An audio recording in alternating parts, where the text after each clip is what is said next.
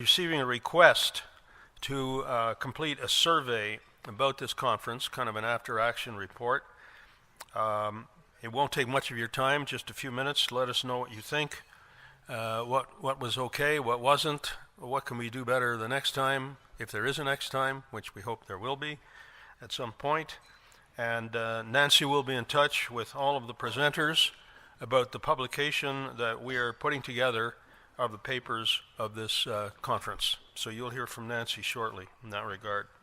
So our first session this morning, the meaning of Vimy for Canada, and chaired by Dr. Holger Herwig, Professor Emeritus, Canada Research Chair, Center for Military and Strategic Studies, and the Department of History.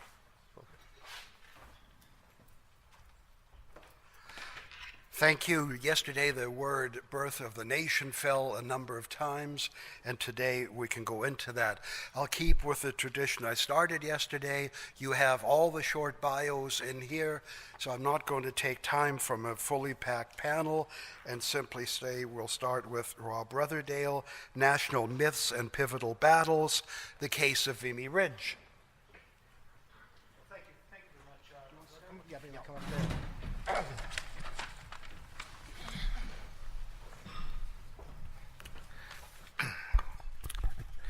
Well, thank you very much. My thanks too to Dr. Berkeson, to everyone who's involved in organizing this conference, and Nancy and so on. It's been a wonderful conference, and enjoyed the banquet last night very much, and I'm honored to be here today to talk under the rubric of National Myths and Pivotal Battles, the case of Vimy. This is based partly on a rereading, quite a extensive rereading of the newspaper reports that came out right after the battle, and they really did provide, I thought, the substance for what became and is now one of our great national myths. British smash through German line, Canadians storm famous Vimy Ridge. So read a blaring headline in bold red letters by the Manitoba Free Press on the 10th of April, 1917. Brilliant attack of Canadians results in capture of Vimy Ridge in half hour. Casualties light appeared below.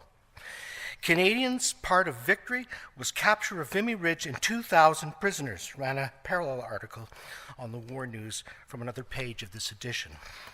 On the same day, the Globe reported Canadians lead in triumph, 5,816 enemy in British net, adding that Canadians put in front to capture Vimy Ridge.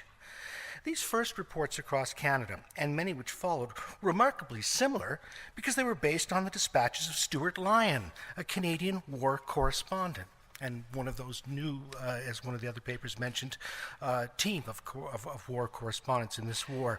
From the Vancouver Sun's lead article, Famous Ridge, the scene of many gory battles, was stormed and carried by the warriors from Canada, to the Halifax Herald summation of a brilliant Canadian dash signal for armies left the right to advance, the origins of a national myth began to come into sharp focus. Even Le Devoir, which often opposed or stood aloof from war reporting, for what many in French Canada saw as an imperial war led by the British, featured translations of Lyon's reports as they received wide recirculation in the English-Canadian press. Why was Vimy Ridge, a particular sector approximately 7 kilometers along the longer line of the Arras-Vance, described as famous? It was because reports of the success of the Canadian Corps were marked by comparison to previous and failed efforts of both the British and French to take the ridge. We could say that Vimy Ridge by the spring of 1917 was infamous rather than famous in the eyes of all the Allies. The fame that the success of the 4 divisions of the Canadian Corps would bring to Canada and beyond was that it was a costly but sustained advance. It was a success. With 3,598 killed and 7,004 wounded, it was also a victory earned with stubborn determination. Some 4 key elements were established in press coverage of Vimy Ridge that proved remarkably stable and laid the groundwork in constructing one of Canada's most enduring myths. First, it was a comparable success. The British failed in previous attempts to take the ridge, so had the French, with a total of well over 100,000 casualties incurred in previous attempts to take and hold the high ground. So when reports first came back, of the German soldiers and captured enemy guns now safely across the lines with the ridge now part of Allied territory, they possessed all the makings for a great national story that has endured to the present. Second, the Canadian Corps, as these early reports implied, were led by a Canadian general and officers. It was Canada's victory, not just that of General Arthur Currie. Third, and these reports emphasize the importance of this, there were carefully planned artillery barrages. The Canadian victory was the result of a particular tactic in the coordination of artillery bombardment and troop advance. Finally, reports like that of the Globe, as it looked back at Vimy 3 months later, in July of 1917, stressed the strategic significance of Currie's accomplishment and that of his men the previous Easter when the battle took place.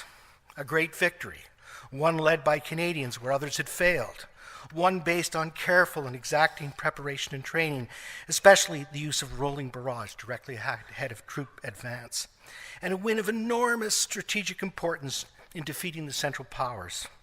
A pivotal battle fought when all Christendom was celebrating the resurrection. Homefront Canadians had absorbed such news and preliminary interpretations with alacrity. And of course, over the last century, Vimy Ridge has not only increased in its symbolic weight as part of the nation-building thesis, as Jonathan Vance has argued so persuasively, interpreting the myths and meanings of the Great War as a noble sacrifice and not a senseless slaughter in the interwar period brought many Canadians toward a new appreciation of their national status and standing. The resumption of interest in memories of this war began in the latter 1920s with the construction of war memorials across the country. The unveiling in July 1936 of Walter Seward Alward's War Memorial on the site itself rejuvenated this process as a public historical process, as did the rededication of Vimy Ridge War Memorial in the 90th anniversary observances led by Queen Elizabeth II. In my day as a high school and undergraduate student, Pierre Berton's bestseller, Vimy, 1986, went a long way to keeping the memories of this particular battle as an especially Canadian achievement alive and well. The year his book came out, which now aligns with other books of his on the building of the Canadian Pacific Railway, the War of 1812, the Klondike Gold Rush, and the Dion quintuplets, Berton was tapping into a powerful vein of primarily English-Canadian nationalist sentiment. Writing in the Toronto Star in the wake of the publication of Vimy, Berton claimed that Vimy, as a hard-fought and pivotal battle in World War I, created Canadians. The stunning victory produced a wave of national feeling that had a profound effect on Canada's future relations with the mother country and on the image that Canadians had of themselves. In the measured march toward Canadian autonomy, Vimy was always seen as a turning point. Since then, much has been made of the national birth in battle narrative. Ted Barris's Victory at Vimy, Canada Comes of Age, April 9 to 12, 1917, published in 2007, as his title implies, certainly fanned the flame in the 90th anniversary surrounding the popular notions of the significance of the battle as we make our way past its centenary. The equating of the Canadian victory at Vimy Ridge with the birth of a nation has drawn many critics, perhaps the most significant being Ian Mackay and Jamie Swift. Published last year, their co-written book, The Vimy Trap, or How We Learned to Stop Worrying and Love the Great War, announced a sustained attack on what the authors see as the abuse of a usable past. With respect to memory, nationalism, and this particular battle, they went as far as to coin a word, Vimyism, to describe an ideology of nationhood attached to the symbolic significance of this event.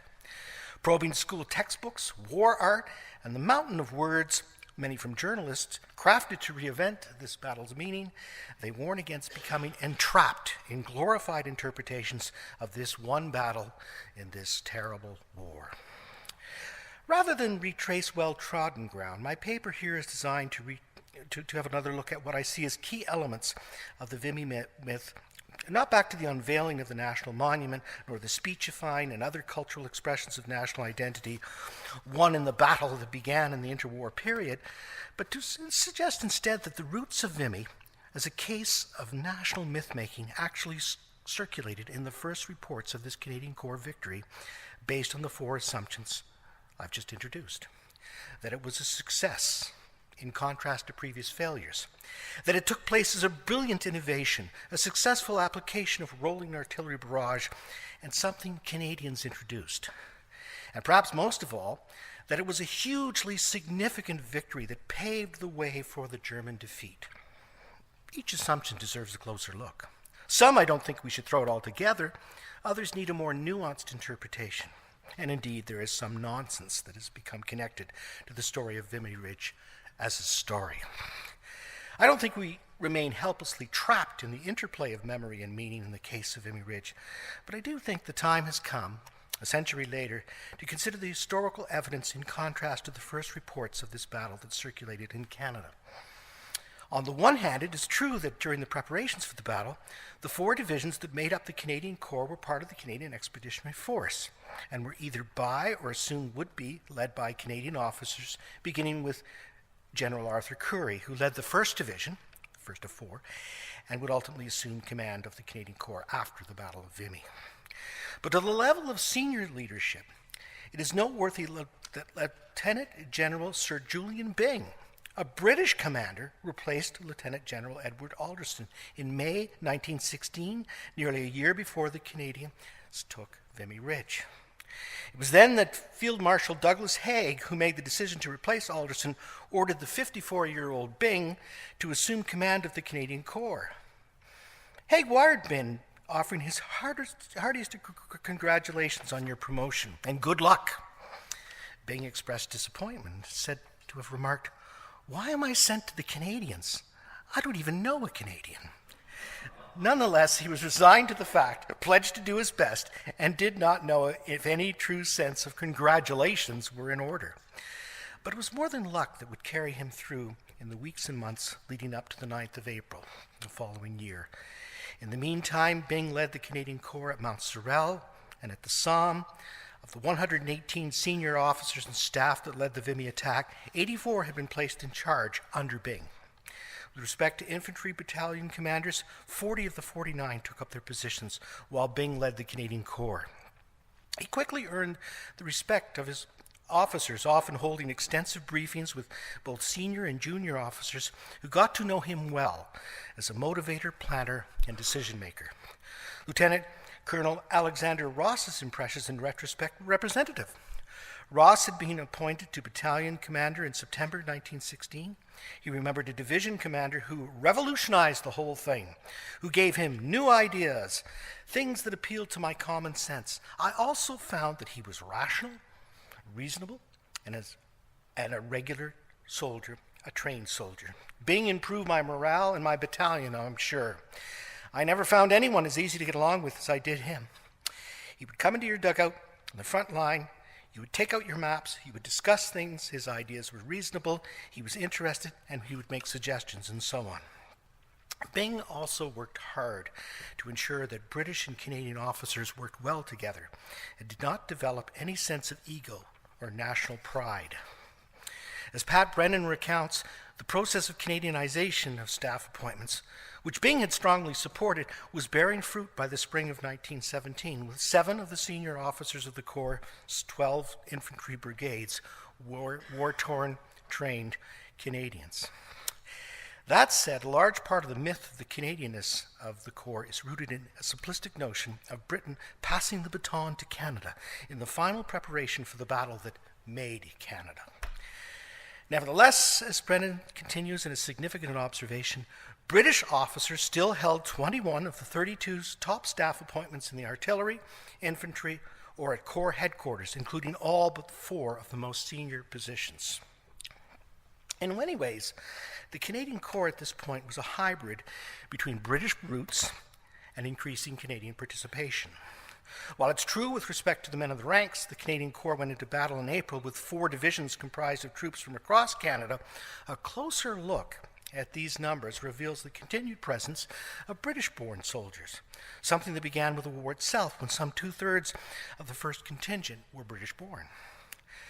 With some 10,602 casualties and 3,598 killed in action at Vimy Ridge, a costly victory, it should be emphasized that most of the Canadian Corps were British-born.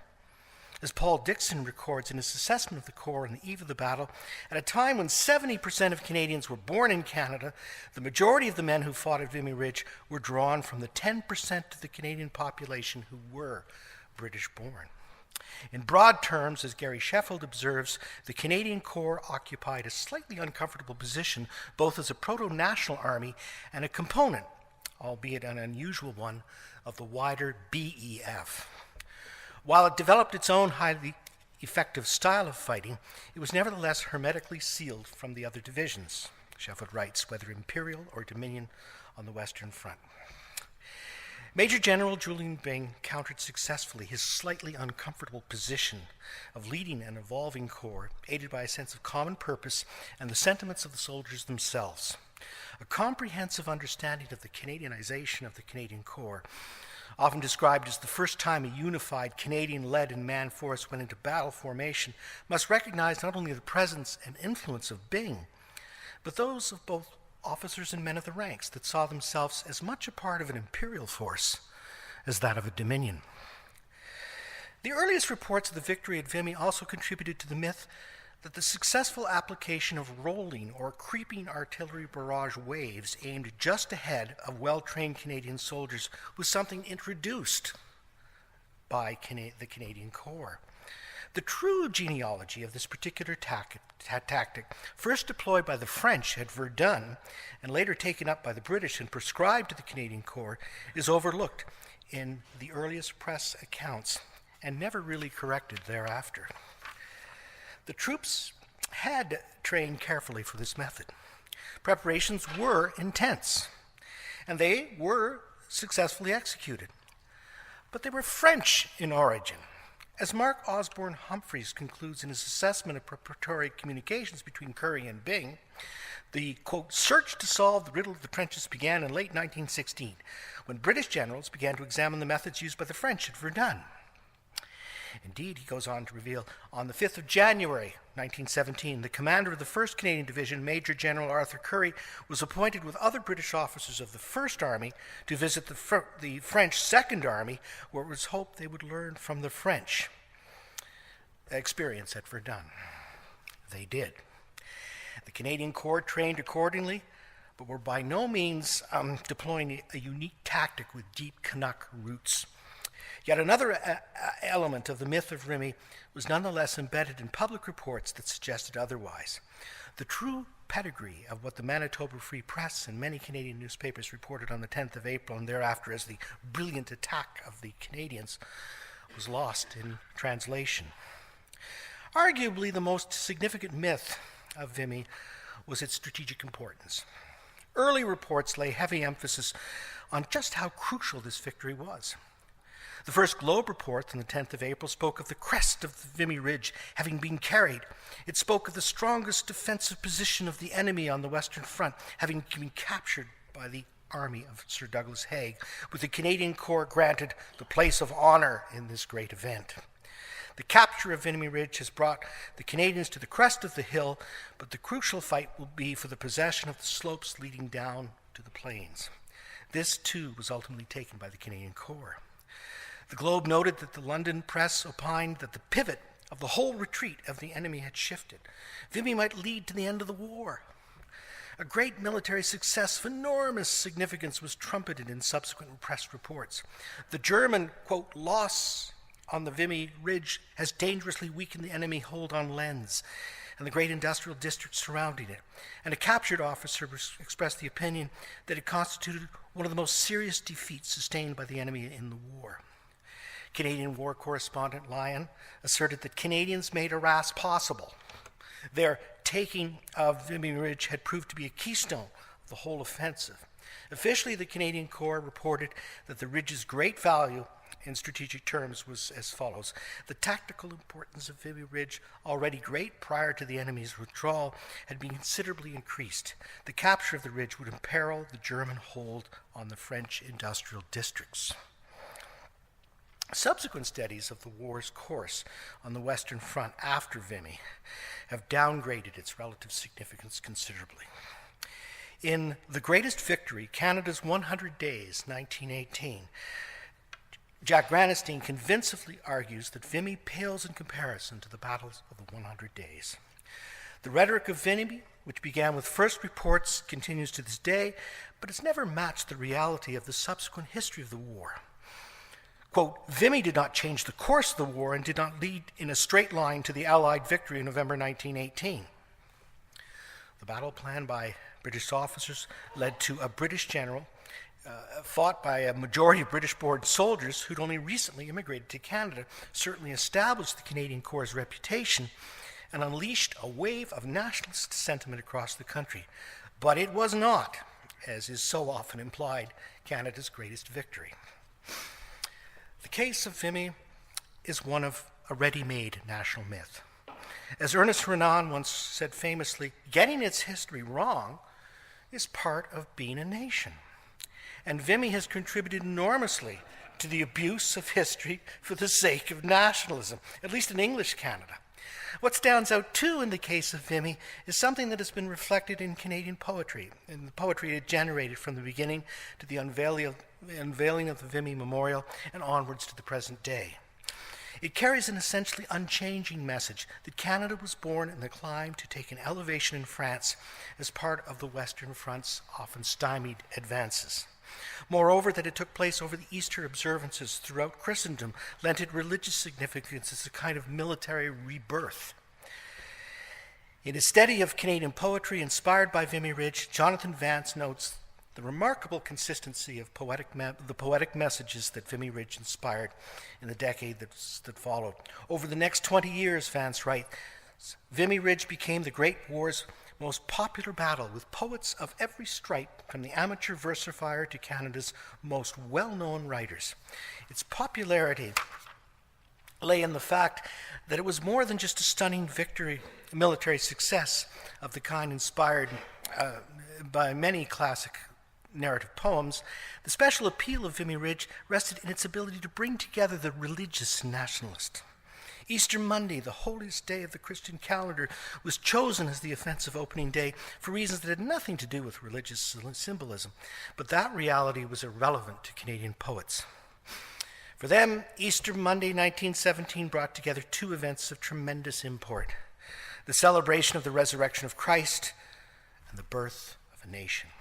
The spiritual and the secular meshed so completely that the poet could not help but be drawn to it. Vance also emphasizes that in surveying the poetry of Vimy Ridge, however, one is immediately struck by its consistency, as I am by the consistency from the first reports to the myth as it stands today, and it was revisited during the CBC's coverage of Vimy Ridge just recently. Nor were there any dramatic changes in the tone or meaning between April 1917 and the dedication of the Vimy Ridge Memorial in 1936. The cynic might find in this sufficient reason to dismiss a body of poetry that is distinguished largely by its sameness. For the historian, however, the continuities point to a general agreement, both through society and over time, about the significance of the Battle of Vimy Ridge for Canada. It was a story that could be told as a stirring narrative, but was also one whose religious and political nationalist meaning superseded the mere historical detail. But let's not let a few facts get in the way of a great story, a great national story. Since the battle took place in Easter 1917, Vimy Ridge has invited generations of Canadians seeking a key moment in the country's origin mythology to reflect on its symbolic significance and misread its actual importance. As Renan points out, part of Canada's becoming a nation, an imagined community in the case of Vimy, is putting the story ahead of the history. Thanks very much.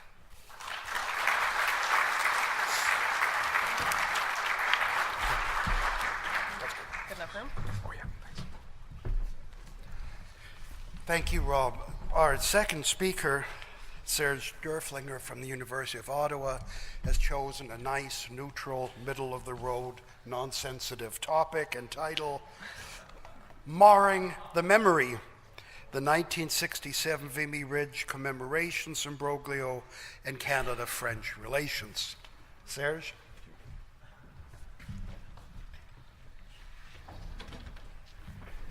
Thank you very much, Holger. Good morning, ladies and gentlemen. Bonjour, mesdames et messieurs. Guten Morgen, meine Damen und Herren. The Canadian National Vimy Memorial boasts, as you all know, 2 towering white limestone pylons rising dramatically over the surrounding countryside, evocative beacons symbolizing Canada and France, united in memory and bereavement. For decades, the memorial has been the site of annual commemorative ceremonies, those on key anniversary years, like this one, drawing highly visible participation by Canadian and French officials, veterans, and military contingents. These ceremonies have served to solemnize the Canadian seizure of Vimy Ridge as a hallowed event, perhaps with some nation-building qualities, consecrated by Canadian and French blood. The battle, the memorial, the very site itself represent the shared trials of war and the fraternal bonds that characterized Canada-France relations in the decades following the war. But it was not always so. In 1967, Canada-France relations had become thoroughly soured, generally as a result of French President General Charles de Gaulle's increasingly strident and public support for the cause of Quebec independence. There also existed many other irritants in the relationship, and de Gaulle's meddlesome, even aggressive stance towards Canada in this period is well documented. Enter Canada's 1967 50th anniversary Vimy celebrations. What should have been an emotive opportunity to commemorate a signal event in Canadian history and pay homage to Canada's war dead and its surviving First World War veterans, instead devolved into a fractious debate with de Gaulle over protocol, Canadian representation at the ceremonies, and ultimately, an embarrassing and much noticed French boycott of the event.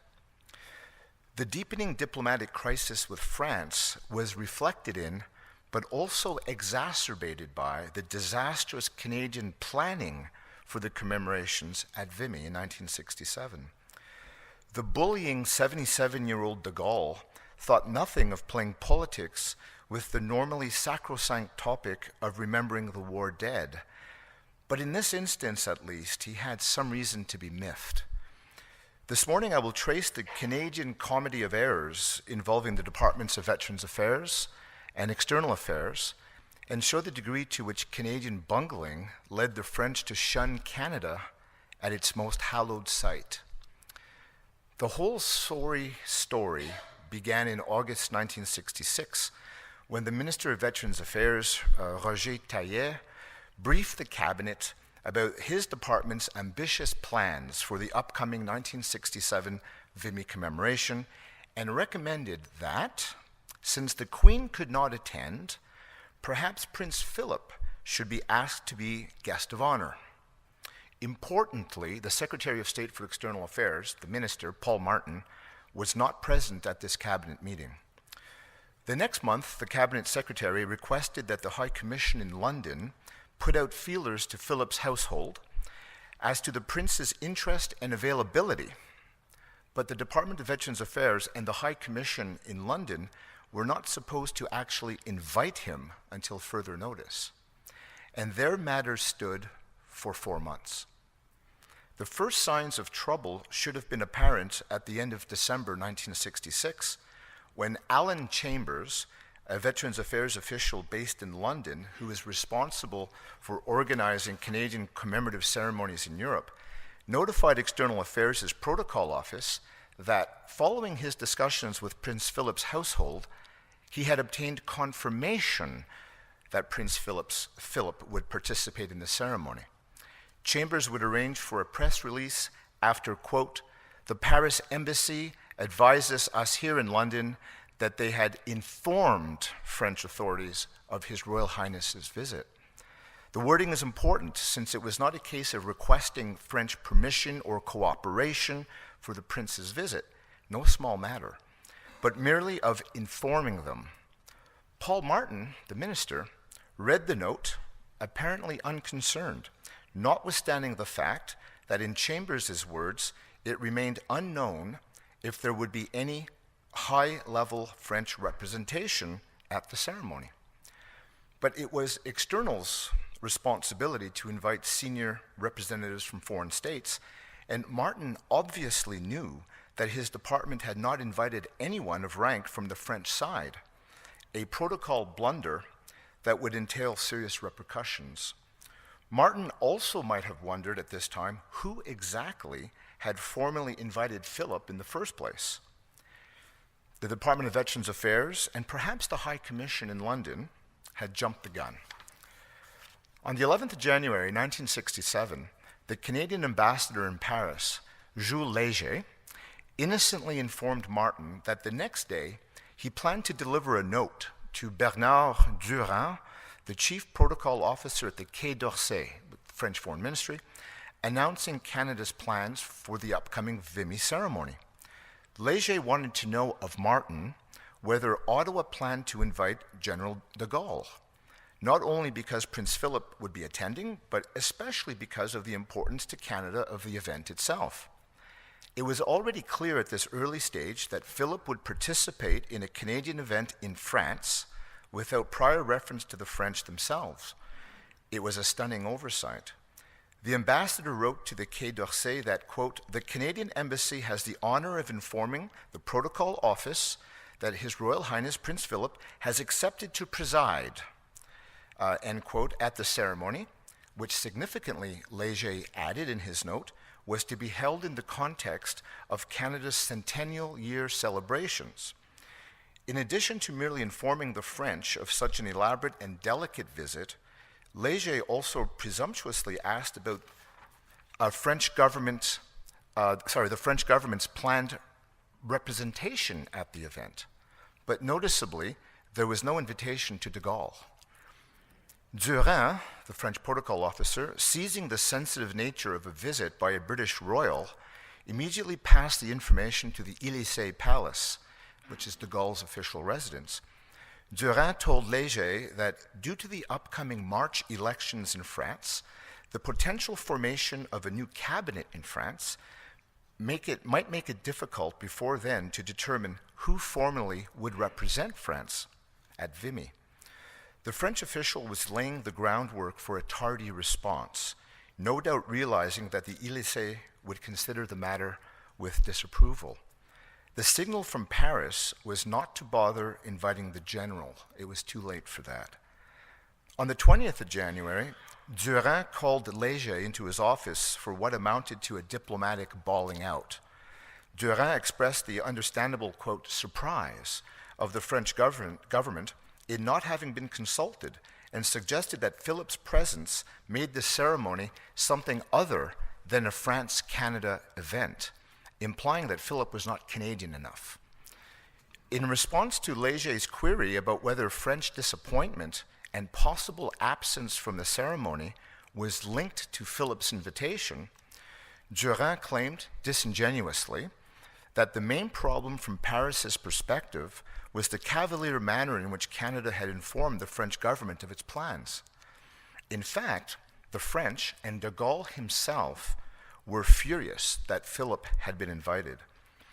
Canada was presenting France with the fait accompli of a royal visit. The absence of French officials would constitute a slap in the face to Canada in its centennial year, and also serve as a humbling commentary on Paris's indifference to Canadian sensibilities. Knowing in advance that Philip had been invited without French knowledge should have alerted Canada's ambassador to the likelihood of an angry French reaction. It's hard to avoid the conclusion that Léger should not have delivered his note, certainly not in that form, and not before being instructed to do so by Ottawa.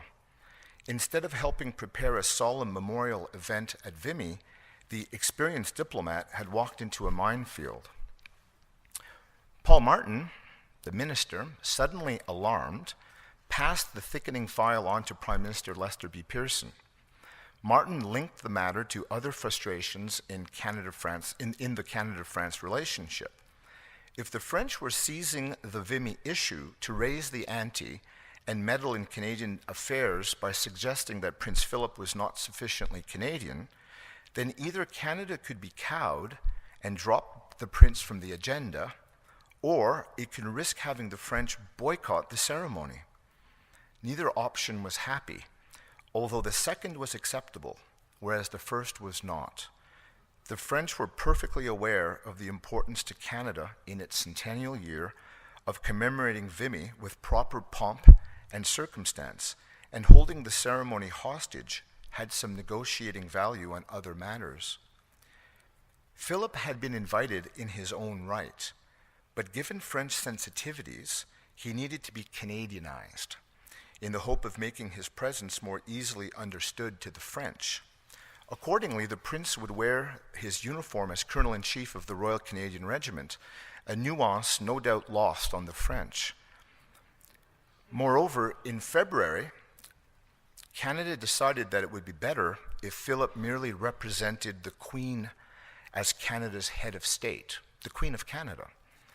But this was up to the Queen herself, and the High Commission suggested to Ottawa that asking her at this stage would be, quote, awkward and perhaps embarrassing, since naturally this would appear every bit the afterthought that it was. The Canadians suddenly found themselves scrambling for some diplomatic cover from the palace in their dealings with Paris, and it all seemed like amateur night for Canadian diplomacy. On the 25th of February, Herwig Alphand, the Secretary General or the Deputy Foreign Minister in Paris at the Quai d'Orsay, after having consulted directly with de Gaulle, informed Léger that in the Canadian ambassador's words, quote, de Gaulle prefers that the ceremony be Franco-Canadian in the sense that Canada be represented by a Canadian. With Prince Philip, de Gaulle would not view the ceremony as such. As a result, France was not inclined to participate. But since the constitutional position of the monarchy and Canada's interpretation thereof was not in France's purview to reject, this alone was tantamount to interfering in Canadian domestic affairs. Paris was forcing Ottawa to choose between Philip and de Gaulle, between maintaining its pride at Vimy or sacrificing it on the altar of whatever remained of France-Canada bilateral harmony, especially since de Gaulle might be visiting Canada that July. Canada decided that it would have its ceremony without the French, if need be. In rejecting French wishes, Canada dictated the nature of the event. At this point, Martin admitted to Pearson that given the special circumstances of the 1967 Vimy anniversary, quote, it was probably an error not to submit our plans to the French in the first place and ask for their concurrence and assistance. Pearson, the old diplomat and First World War veteran, must have been unimpressed. Martin also felt that the Vimy affair, quote, has offered de Gaulle a good opportunity to administer a rebuff to the federal government on an issue pertaining to the royal family for which there seemed little sympathy in Quebec. Vimy had gone beyond being a mere historic or commemorative event and had been thrust to the forefront of France-Canada antagonisms. Michael Adine, the Queen's Secretary, reminded the Canadian High Commissioner in London, Lionel Chevrier, that it was for the Queen's sole, quote, discretion and decision as to who should represent her at such ceremonies. Luckily, quote, Her Majesty the Queen wishes the Prime Minister and you to know, wrote Adine to Chevrier, that she fully understands the awkward position in which the Canadian government has been placed by the French, and she has every sympathy. The Queen understood how truculent de Gaulle could be, and Adine reported that, quote, Her Majesty is very glad to fall in with the Canadian government's recommendation that His Royal Highness should be present, but as her representative as Queen of Canada. On the 6th of March, Léger passed on to Alphand, the Deputy Foreign Minister in Paris, the following message from Lester B. Pearson. In the view of the Canadian government, the presence at the ceremony of Prince Philip, Duke of Edinburgh, is in no way incompatible with its Canadian character, since he is the consort of our sovereign and will be there as representative of Her Majesty the Queen, Her Majesty the Queen of Canada, at her express request, I should like to assume, unless I hear to the contrary, that there is no objection to the ceremony being held as planned. Alphand unconvincingly assured Léger that de Gaulle had no objection to the Canadian ceremony, nor even to the presence of Philip, but that if the Canadians sought a joint Franco-Canadian affair, then Canada would have needed to consult with French officials. This was France's way out of participating in a ceremony organized by the federal government, at which a Canadian cabinet minister would be present, and the whole affair being touted as forming part of Canada's centennial celebrations, something of very little interest to de Gaulle. On the 4th of April, just 5 days before the ceremony, the Ottawa Journal published a Canadian press report from London under the headline, "French Snub to Canada," citing a well-placed informant. Quote, "Canadian officials have exerted a great deal of effort to make this observance an outstanding event of the centennial," stated the newspaper. And the event at Vimy was to be, this is end quote, "The event at Vimy was to be televised in Canada, and the absence of any member of the French cabinet would greatly embarrass the Canadian government.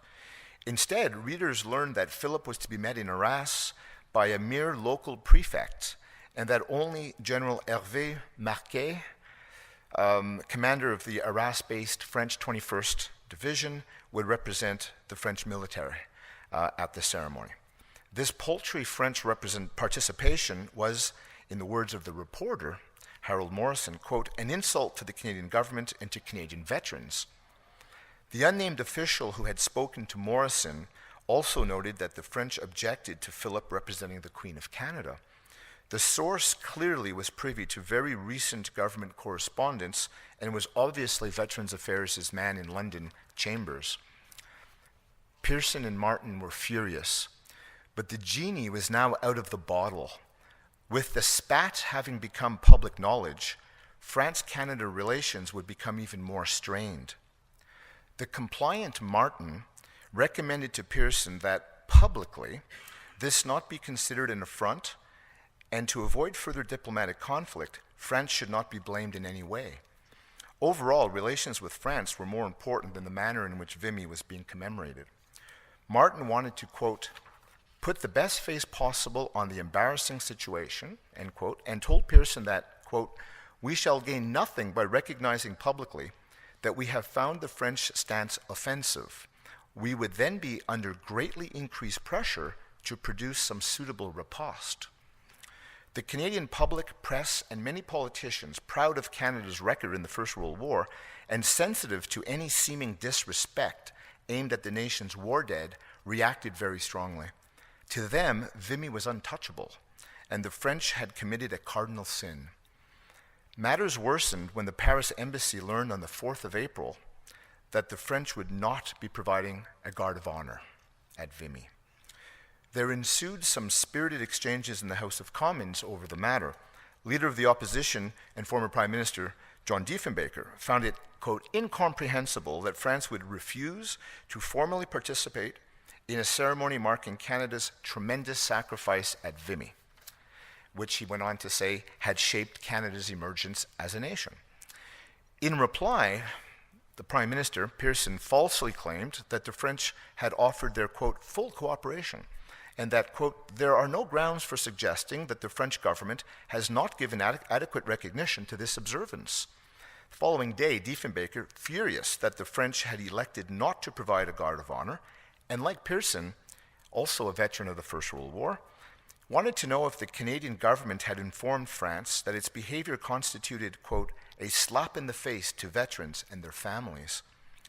On the morning of the 9th of April, the ceremony itself was held in the light rain on the expansive lawn in front of the memorial, just below the figure of Mother Canada, in the same place as it was held earlier this month.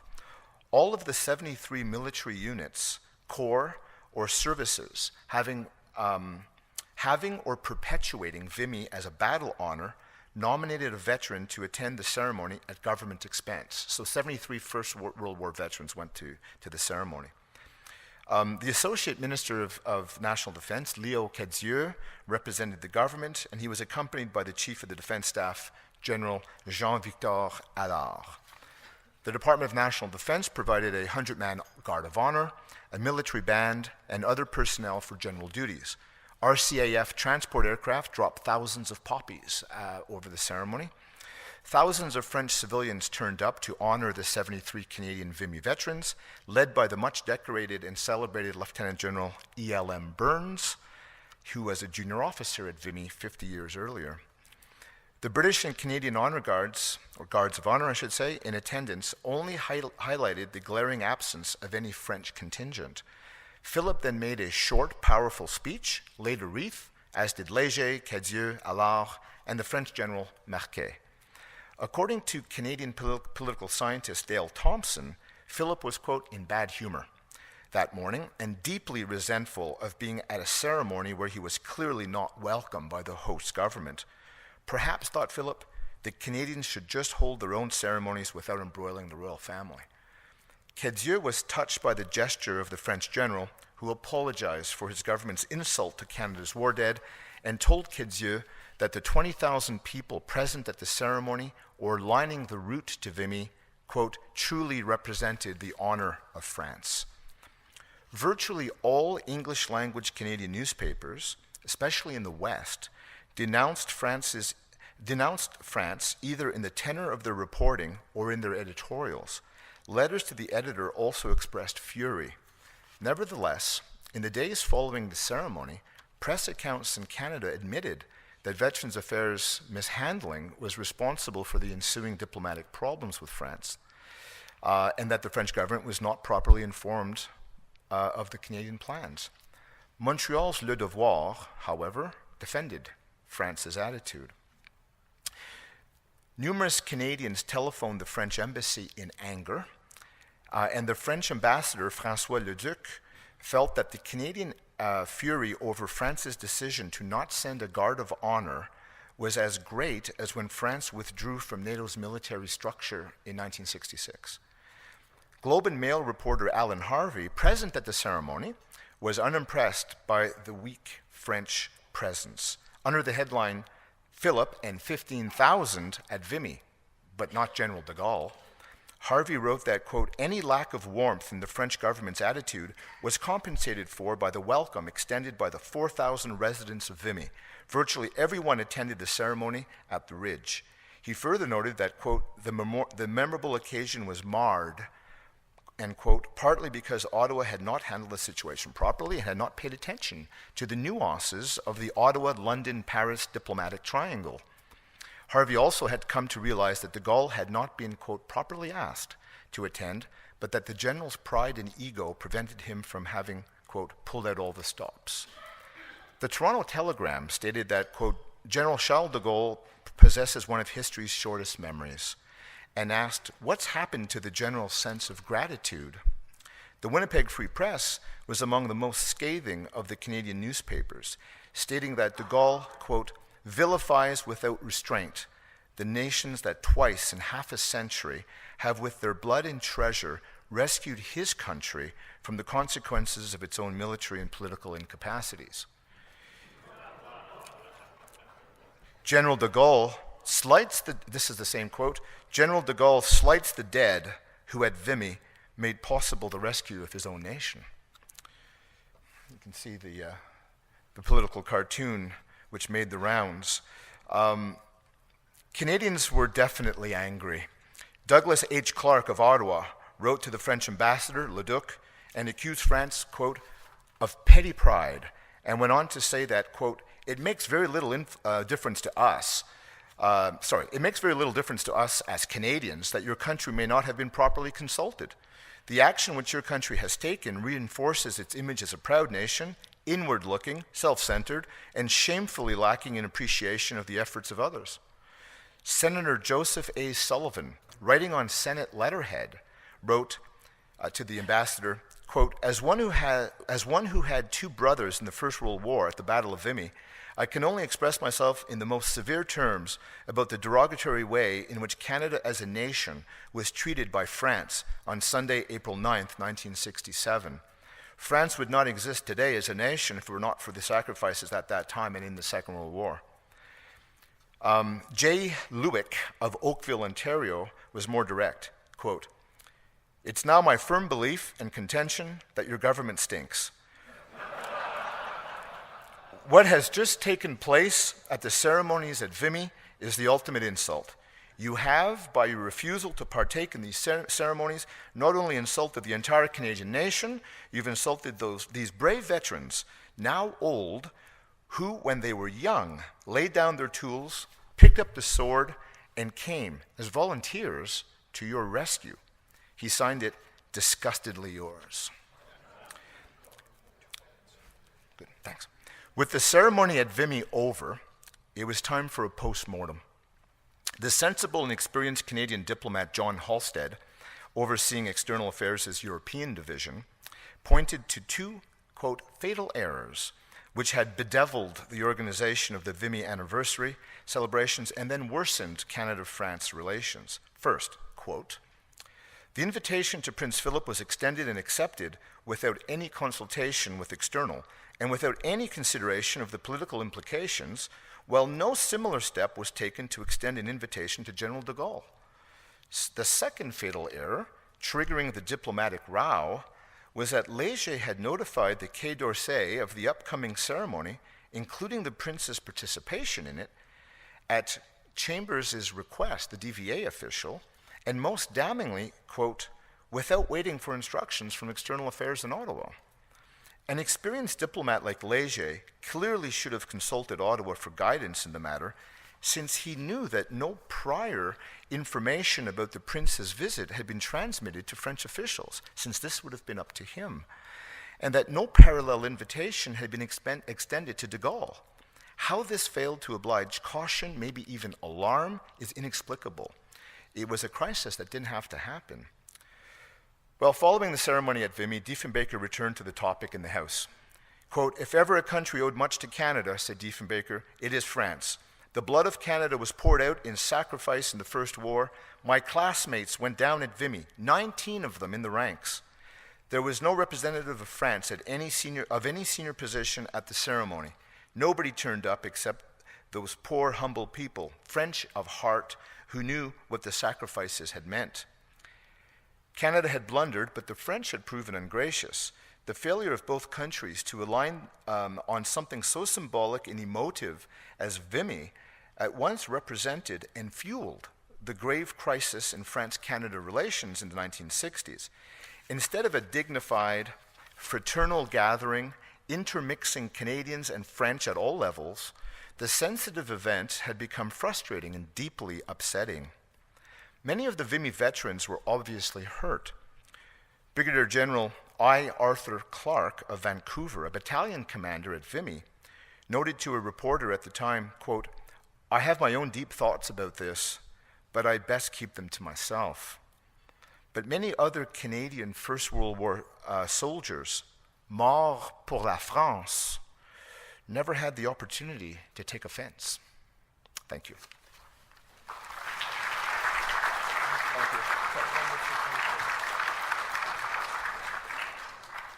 Thank you so much, Serge.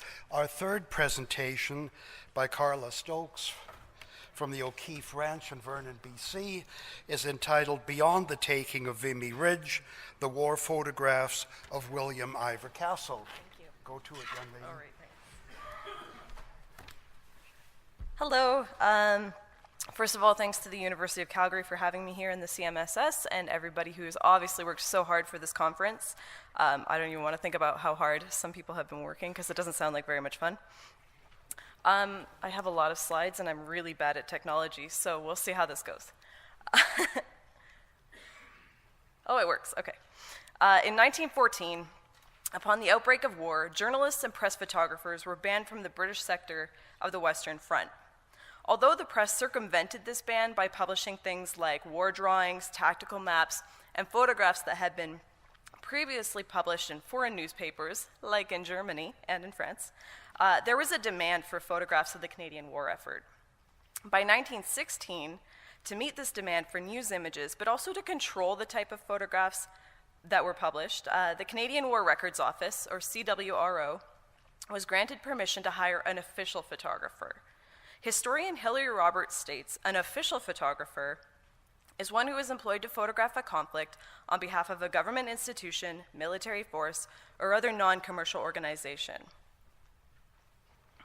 The first of Canada's official photographers, Captain Harry Noble, captured about 650 images of the Western Front before complications from asthma took him out of action in August 1916. His successor, William Ivor Castle, took a further 800 photographs between August 1916 and June 1917.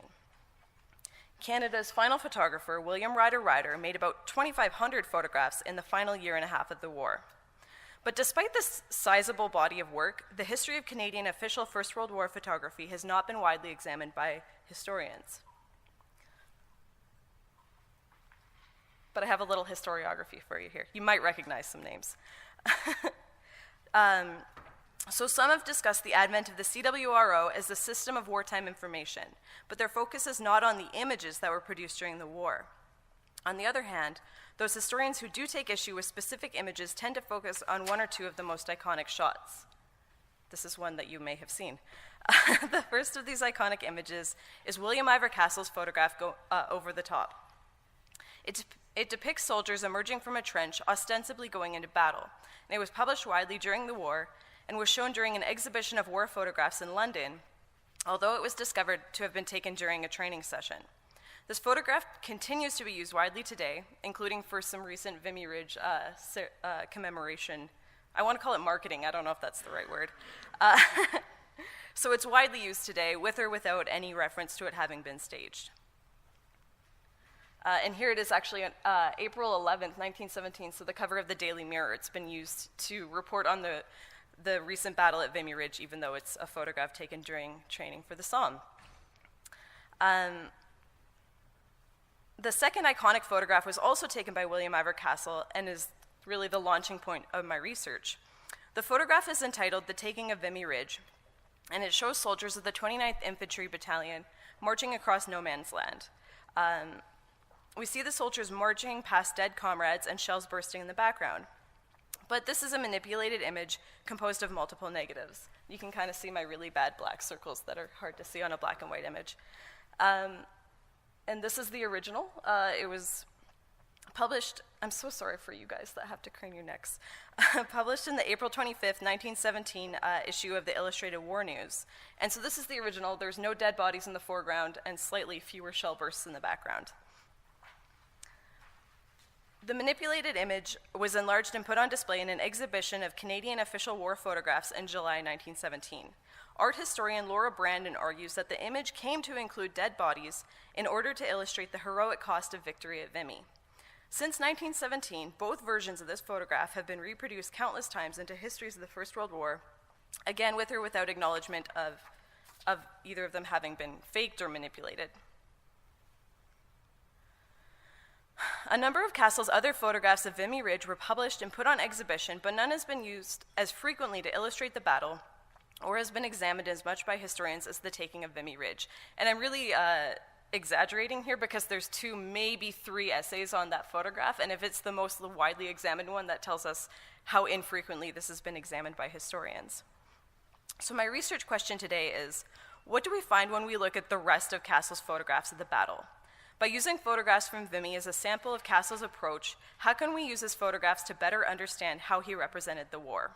I argue that although The Taking of Vimy Ridge shows us one way in which the war was represented during an exhibition of war photographs, we find other, more predominant themes when we conduct a more holistic examination of the body of work, and I will highlight some of those themes today. So this is William Ivor Castle. He was born in 1877 in Bristol, and he worked for the Daily Mirror, an illustrated newspaper, since its inception in 1904. 10 years later, during the first days of the Great War, Castle traveled to Belgium to photograph the German invasion. As the Germans closed in, he was forced to retreat to Antwerp and eventually returned to work at the newspaper. Castle was appointed by Lord Beaverbrook in late summer of 1916 to replace photographer Harry Noble. He arrived in France just in time to catch the Canadian action at Courcelette and stayed on as official photographer until June 1917, when he was effectively replaced by William Ryder, and he returned to Britain. Once removed from the action, he helped organize exhibitions of Canadian war photographs in London, and they traveled throughout North America. There's very little information available on Castle, particularly of his photographic practice or his experiences during the war. He wrote a one-page essay for the CWRO publication, Canada in Khaki, in which he skated over the fakery of his recently captured image over the top, stating, "Taking photographs of the men going over the parapets is quite exciting. Nothing, of course, can be arranged. You sit or crouch in the first-line trench while the enemy do a little strafing, and if you're lucky, you get your pictures," end quote. In addition to a lack of photographers' first-hand accounts, official photographs can be difficult to understand or contextualize as a result of the general lack of formal assignments given to official photographers throughout the British Dominion, other than a few little general requests from time to time. War photography itself was a young practice, and Canada had never mobilized photographers before.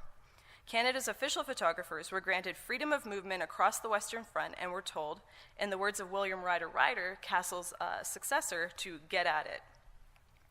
So if we don't know what types of photographs Canada's official photographers were asked to take, we need to look at the images and describe what we see to understand the photographer's approach to representing war. Rather than looking at a photograph as an illustration of a subject, we need to ask, how did the photographer capture that subject? What choices did he make? How does he convey scale?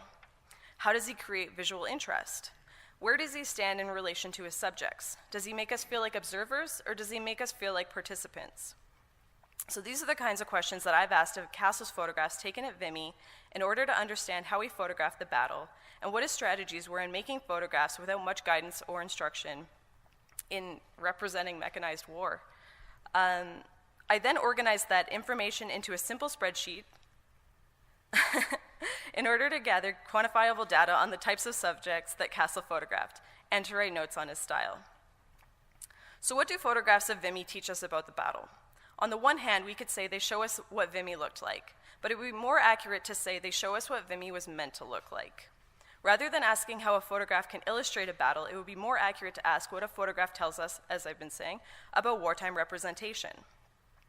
Castle photographed the prelude to Vimy as well as its immediate aftermath, but he took at least 147 photographs that have since been attributed as taken during the battle, and those comprise the body of work addressed in this paper. My research is grounded in the catalog records available at Library and Archives Canada, which are based on the original negative numbers attributed to each photograph, as well as the original caption lists. During the war, photographs were ascribed negative numbers based on the order in which they were received by the CWRO, which means they don't always represent exact chronological order. Photographs arranged under the Department of National Defense Fond at Library and Archives Canada are notoriously difficult to navigate, and their metadata is incomplete. So the analysis I'm offering is a model for what can be learned about wartime representation. The largest single subject reflected in the collection is that of soldiers, which is not a surprise. It accounts for 75 of the photographs, or 51% of the total available collection. The single largest proportion of soldiers' photographs is images of soldiers with weapons, so digging in with weapons or posing next to captured ones, which accounts for 28 of the photographs. The abundance of images of soldiers completing banal or exciting tasks, particularly in groups, is typical of wartime collections. Audiences at home wanted to see images of soldiers at the front, and those soldiers were photographed in groups because a larger audience would then identify with the images. Furthermore, a small number of photographers on the front, only one at any given time to capture the movement of all four divisions, meant they were only able to capture large groups of men representing an average soldier's experience. The collection gives us hints about Castle's photographic style. For example, he often photographed people while standing from a 45-degree angle on either the right or the left, and this is apparent in 52 of the photographs, or 35%, while only 18 photographs are shot directly from the front or back. So 52 and 18 does not equal 147 if you're good at math, but the rest have just a less obvious perspective or focal point or subject. And there are a few that are taken just from above and below. I would argue that there's a slight correlation between those images that are shot straight on to those that make us feel like we're participating. As a result, the majority of images may have given viewers an idea of what the war might have looked like, but less of a perceived sense of what it would be like to be a soldier. And I just have a few more photographs here. this is what I think about when I think about a participatory photograph. So this is actually British by Ernest Brooks. We're right behind the soldiers. It gives us a feeling of confusion because we kind of can't really tell what's going on, and there's a lot of movement and dust being kicked up and that kind of thing. These images, I think, just have great leading lines in relation to where Castle is standing, in relation to the lines that are being created by the trenches and the people that are inside of them. And we can see the very rigid horizon line, which we'll see in basically all of these. Once again, we see the rigid horizon line, we see the use of light and contrast, and the way in which the bodies are kind of reaching to each end of the frame. This is really like flaky art talk. I don't know if everyone's into it, but that's okay. There are only 2 photographs out of the 147 that are taken in portrait orientation. And that seems like a very deliberate choice in this particular image because we see only 2 people, so a Canadian soldier and a German casualty. And it seems as though he's made this very deliberate choice to really focus in on this scene. And it makes us seem like they're the only 2 people on the entire planet. So that's just my interpretation, but I think it's very interesting. Once again, that very rigid horizon line, and here we see a line of soldiers that are giving us a sense of scope. So Castle's obviously standing very far away from them. There's a lot of repetition in the collection, such as Castle's 15 photographs of shells bursting, of which there are 4 here, or I have an inconsistent number here. I have 25 photographs of captured guns and gun emplacements. So this could indicate that Castle was interested in certain subjects or in capturing them from multiple perspectives, or most likely in the case of capturing images of shells bursting, he was simply unsure of whether his photographs were going to turn out. The next most predominant subject in the collection is that of prisoners of war. Of Castle's 147 photographs taken during the Battle of Vimy Ridge, 45 photographs, or 30%, include prisoners of war in some way. 18 of the 45 photographs showing prisoners of war comprise a series of prisoners' portraits that I will talk about a little bit more in depth in a moment. Photographing prisoners was common for photographers of all combatant nations, and those images were often published in the press to show supposedly humane living conditions in POW camps. There's also a pseudo-anthropological angle to showing photographs of the prisoners. In the press, they were labeled as types. For example, the August 23, 1916 issue of the Illustrated War News showed 3 portraits of prisoners with the caption, quote, "Physiognomy of the 20th Century Hun." This tells us that Castle looked primarily to prisoners to represent the success of the battle through photographs. We see large groups of prisoners marching, prisoners help carry the wounded, and prisoners, as I will describe, seated for portraits. When we add this to Castle's 25 photographs of captured guns and gun emplacements, we find that 47% of the Vimy Ridge photographs represent people and objects captured from the Germans.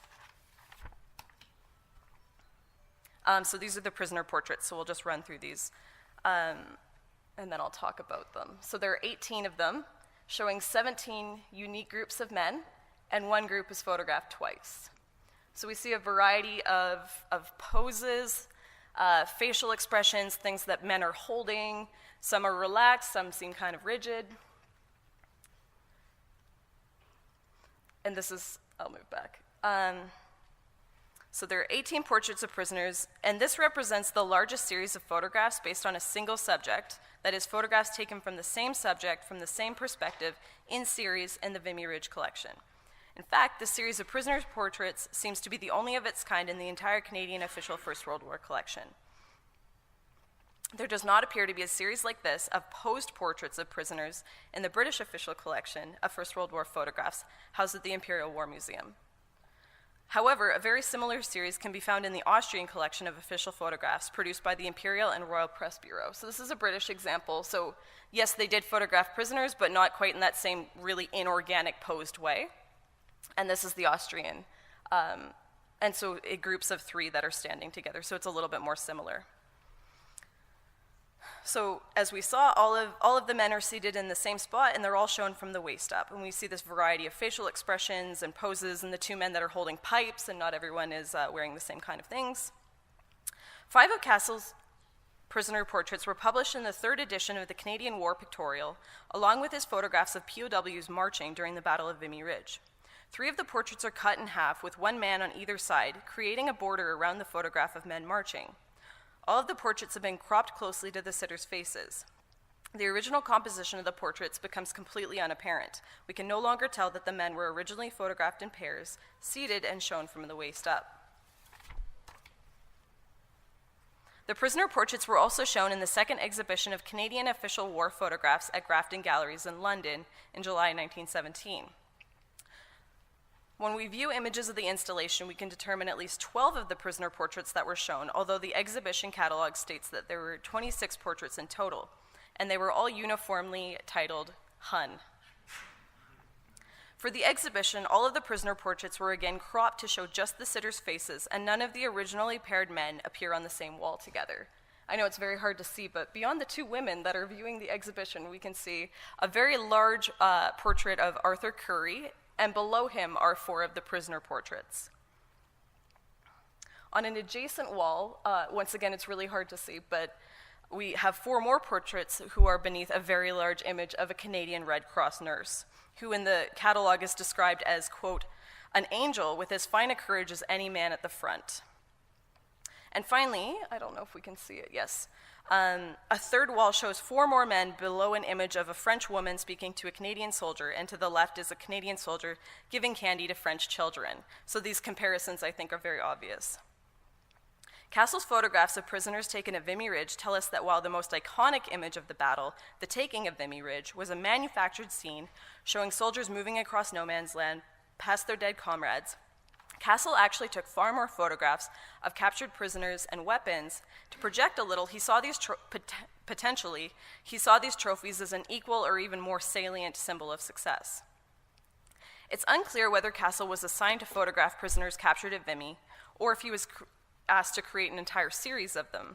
It's also unclear if the men were approached, how they were approached to sit for a portrait, or the level of volunteerism. However, the later use of the portraits in the press and exhibitions indicates that they were adapted to represent prisoners, rather than being purpose-made. This indicates, again, the lack of assignments given to official photographers and the somewhat ad hoc nature of a wartime system of information that had yet to find its footing. More broadly speaking, the taking of Vimy Ridge is in fact instructive in showing how the CWRO had a different approach in representing war than did nations like Britain and Australia, who held more negative views on manipulating photographs, though all 3 nations were invested in using photography to forge a national sense of wartime experience. This illustrates the importance of understanding Canadian war photography projects separately from other Dominion nations, something that has yet to be done comprehensively in the historiography. When we examine the work of photographers employed by the Canadian War Records Office, we can determine stylistic choices that make them interesting as individuals and ask questions of their approaches. We also find that one of the most famous photographs of the battle does not necessarily reflect the entire body of work, and that indicates that images from Vimy merit a closer look. Thank you.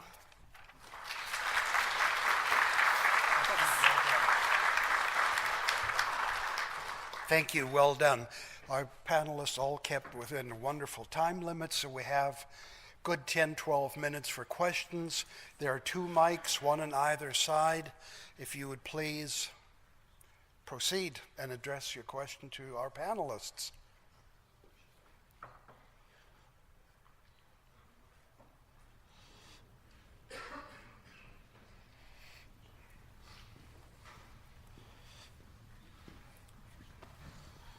Hello, Mike. Questions for Dr. Rutherdale. You spoke about the creeping barrage, which is obviously like a hyperblown topic throughout the historiography, as you so rightly point out. But my impression was that Currie himself was the one that traveled to Verdun and gleaned that information. That's the way it went down? Okay, well. That's what I said. Yes, sir. Hi, this question's for Carla. First off, this is amazing. That photograph that was staged during the Somme, I did not know that, so I actually right now am feeling very enlightened by that information. My question is more about war artists, because of course this Beaverbrook was funding for a lot of artists to go over. How was their approach similar or different? Did they sit in the front and then go back later and paint out in a studio what they saw, or what was their methodology compared to photographers, if you know? That's a really, I don't know if this is on, that's a really, really great question that I don't necessarily have an answer to, but I can give you some sources. This one's on. Sure. Laura Brandon of the Canadian War Museum. Laura Brandon from the Canadian War Museum is really one of the #1 war art historians, and she'd be the one to look up for that. Okay, thank So you. I'm sorry, I can't really answer that. No problem. Well, I have a question for Serge. Serge, you told us a lot about Franco-Canadian and British problems in 1967. Did they somehow have the idea of inviting a German delegation of veterans or so on, or the German government?